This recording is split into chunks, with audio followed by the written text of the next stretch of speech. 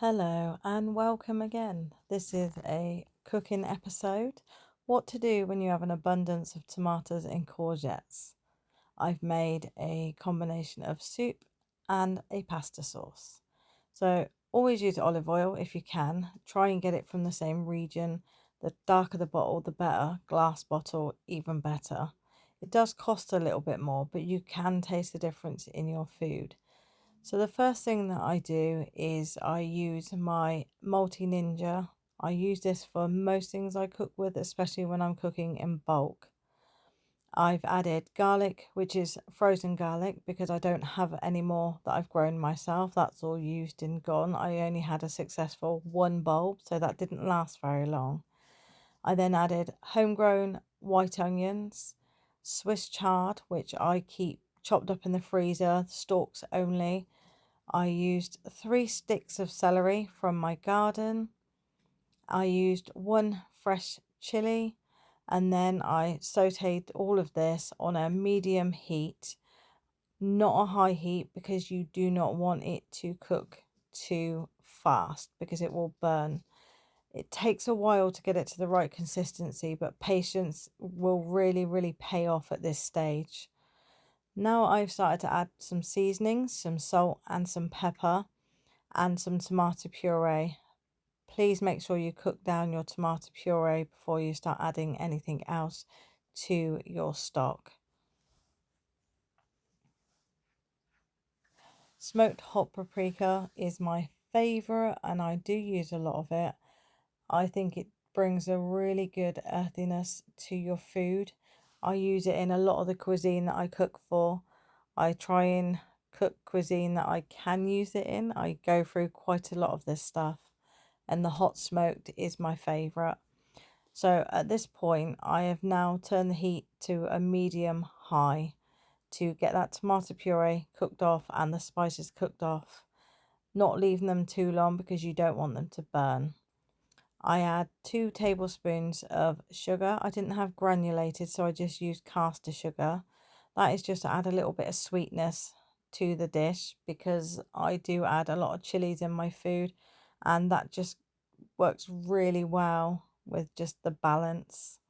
So again, keeping it stirring, keeping it moving so it doesn't stick to the bottom, so it doesn't burn.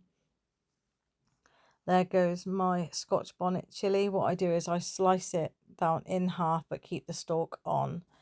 Now my beautiful abundance of homegrown tomatoes and homegrown courgettes. I'm growing the yellow varieties of courgette. The summer ball is my absolute favourite. It looks beautiful when it's in the garden, and picking it is just lovely. A big handful of courgette, and I've also got the long ones as well. At this stage, it does take quite a while to break everything down, so the temperature then went on too high. So the idea in this process is to start sweating it all down. Everything will start to relax and loosen, and the liquid inside the vegetables will then start to appear. So stirring every 3 to 4 minutes, just checking everything to make sure that it's starting to break down. If you have a look, the skin is just popping off right there, which means I know it's at its first stages of breaking down. I do cook everything quite chunky because I like to do fast recipes that I can just bang out as quickly as possible. I have a very small kitchen, so if you're in there too long, it gets very hot. So again, just every 3 to 4 minutes, just give it a stir, start breaking it down. I have no oregano in my garden whatsoever, or allotment, but I have just bought some seeds for some. I do use oregano quite a lot. So that was a very generous helping. I'd probably say a tablespoon and a half of oregano. I put it in at this stage because I still like the taste of it, and I don't want it to be cooked out too much. So you'll soon start to see some liquid forming in the pot itself. That will increase as the cooking increases. That's a really good example there. That's quite a lot of stock, but you still need to add your own stock. That's my purple and green basil going in. I do love basil a lot. I grow a lot of basil. That's all gone in now. and you can see there's quite a lot of stock there. Just a quick check on the bigger pieces of the courgette to make sure that they're soft enough to be blitzed up, because you do not want any fighting back with the stick blender with any of the vegetables in there.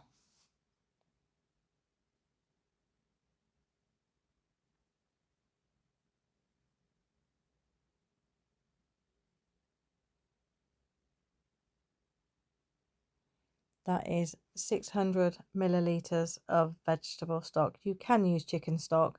I just had a vegetable stock cube to hand, so that's what I used. The water is all dependent on how much you've popped in your pot. Now, I didn't weigh anything out, reference the courgettes or the tomatoes, but I had just under half a pot, and it's the large Ninja that I used.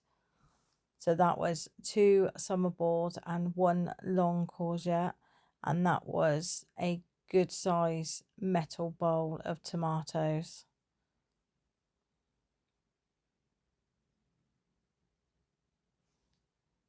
If you try to blitz it up without the stock, it would be very stodgy. So adding the stock at a later point would be a bad idea, because then it would be watery. Pop the Scotch bonnet chili out, because we don't need to blitz that up, because believe me, it will be spicy enough without that bad boy in there. When using the stick blender, start off very slowly, up and down, 1 piece at a time.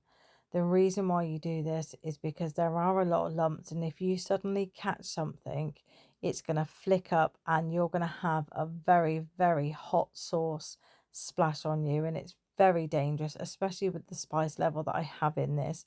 If that catches you in the eye, you are definitely going to know about it. So once I've gone round the whole pot twice, going up and down with the stick blender, once I'm satisfied most of the lumps have gone, I will then start to go side to side with the stick blender, nice and gently. Hold the button down for longer, just until it all starts to move and pulsate together. I do that for a good couple of minutes, because just when you think all the lumps are gone, you will find another one. I mean, I could see one right there and another one. That's looking a lot better, a lot smoother. Now, preference is there's 2. Some people like to strain it and then only have the smooth liquid. Some people like to keep a bit of bite in there. I'm the second.